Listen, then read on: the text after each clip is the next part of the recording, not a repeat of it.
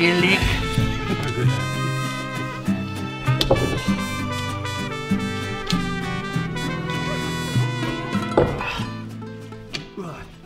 Radl, bring mir mal bitte noch mal eine halbe. Dir? Ja. Na, Was nein? Warum nicht? ja, weil das dann deine 5. Halbe wäre.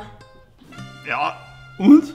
Ja, nach der 5. Halbe wärst du immer unausstehlich. Du pöbelst alle an. Zündest du wieder herin an, ja. Singst wieder irgendwelche komischen Bergsteigerlieder. Und alles muss hinterfragt werden. Nix wird akzeptiert. Ich? Ja, du. Geh! Das ist so ein Schmarrn. Jetzt darfst du aber aufhören. Jetzt pass auf, Radl, dann machen wir zwar jetzt einen Kompromiss. Wir lassen meine 5. halbe aus und du bringst mir direkt die 6.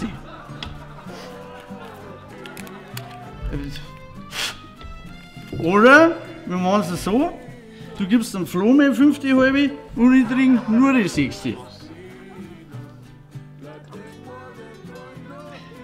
Wisst ihr was? Ihr seid jetzt eh Grattler. Krieg ich echt kein Bier mehr, oder wie? Nein. Wer seine Freund hat.